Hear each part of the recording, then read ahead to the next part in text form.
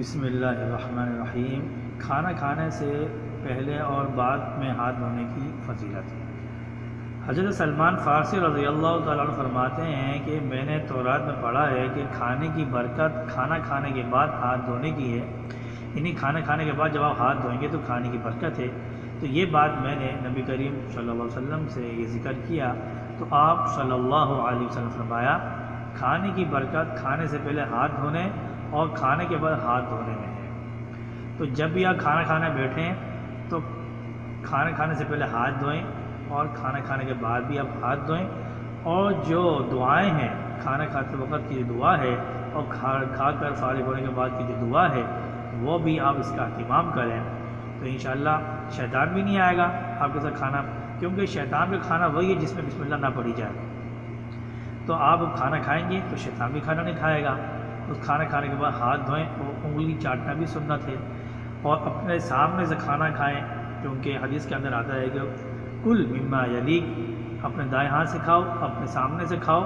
اور کھانے کے بیچ میں برکت نازل ہو رہی ہوتی ہے، لہذا جتنا آپ کو ضرورت ہے اتنا پلیٹ میں نکالیں اور اس کو صاف کریں، کیونکہ آپ کو معلوم نہیں ہے کہ کون سے نوالے میں برکت ہے، لہذا کھانا بچانا نہیں چاہیے۔ آج کل یہ فیشن بنا ہوا ہے کہ کھانا بچا دیتے ہیں تاکہ لوگ یہ نہ دیکھیں یار یہ بڑا پیٹو ہے۔ ارے بھائی پیٹو کو چھوڑو، آپ نے رضا الہی دیکھنی ہے، یہ لوگوں کی رضا دیکھنی ہے، لوگوں کی خاطر چھوڑ دیتے ہیں، جبکہ ہمیں حدیث میں بتایا جا رہا ہے کہ پلیٹ صاف کرنا سنت ہے، انگلیاں چاٹو یہ بھی سنت ہے، اور کس کھانے میں کس نوالے میں برکت ہے ہمیں اس پلیٹ صاف کرنا چاہیے تاکہ ہم وہ برکت بھی ہم حاصل کر لیں۔ کیا پتہ ہم نے پلیٹ کے اندر کھانا بچا دیا ہے اس میں برکت ہو، اس میں ہی برکت ہو، تو اس لیے ہمیں پلیٹ میں اتنا لیں جتنا آپ کھا سکتے ہیں،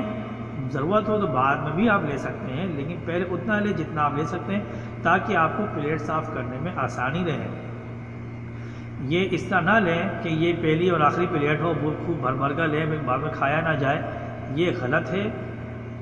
ہر شخص کو اس پر عمل کر لینا چاہیے، پلیٹ صاف کریں، کم لیں،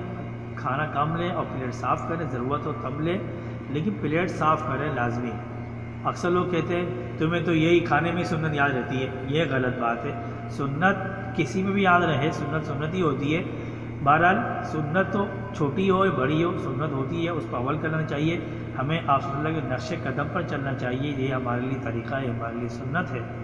اس سے بڑی اور کیا بات ہو سکتی ہے۔ اگر کوئی بھی آپ کو یہ بات بولے تو بولا ہاں ٹھیک ہے مجھے سنت تو یاد ہے نا، کم سے کم تم کو تو یاد نہیں سنت، تو خود بھی اس پر عمل کرے، دوسرے کو بھی عمل کرائے۔ اللہ تعالی ہمیں ان تمام سنتوں پر عمل کر لینے کی توفیق عطا فرمائے۔ وآخر دعوانا ان الحمد للہ رب العالمین۔